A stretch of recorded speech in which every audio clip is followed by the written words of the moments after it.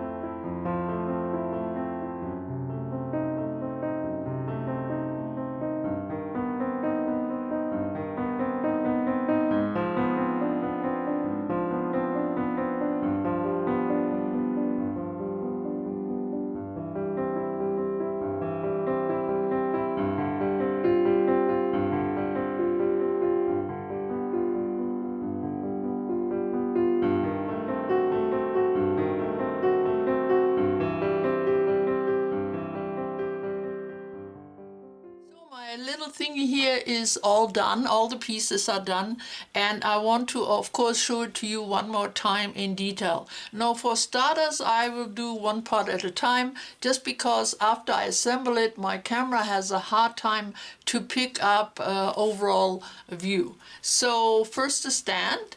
There's a little wall here I made so my castle knows where to stand. Of course, all the details on the rim, all around, the plaster fabric or cloth or bandage going all the way down, and the movement it gives, I copied that with a little detailing I did on both sides of it. Again, mostly broken jewelry and so on. Then up here I did a dangle. Now originally I had a few hooks, but I decided on just one dangle, so I took the others out. Now this is a broken earring of a spider. He had the middle stone missing, so I replaced it with a green one. So here he is, and I think the dangle balances the sides nicely. So there's the stand. Then here is the little castle. It only got a little bit extra color. I think it's quite all right just the way it is. And of course it fits in here just like this. Now you probably wonder what this thing is for. Aha! I have another one of those party lights. I used one of those before in one of my assemblages. Usually they're supposed to go on a finger, you know, but because they're so nice and small and quite bright and easy to replace, they're quite perfect for this type of project. So let's see. There it goes. So you have the nice green light going out through all the broken windows. I quite like the effect. And then of course the dome, again more of the plaster fabric, that nice heart with the rose, the little detailing up here, and then that little ring of crystal diamond, fake of course, actually reflects the green light, so it came out pretty nicely. Alright, so let's attempt to tilt it a little bit so you can get a little look, like that, yep. Now the coloring on the cloth is not 100%. There is a little bit of white coming through, and I'm alright with that. I think it gives it a little bit more brightness, but also matches the dome itself, because I did not paint this. This had the original kind of white and worn look, and I thought I'd just leave it that way. So there is my little, yeah, as I said, thingy. My daughter says it reminds her of Beauty and the Beast. I guess it's a dome. Anyway, that was not what I had in mind, but we'll see what we call it. So here it is, and I will post some photos so you can get a really good look at it one more time. Now, of course, I do have a second project for you. Now, it's something absolutely completely different. I had this really cute little chest here, and there's a photo of what it looked like before I started.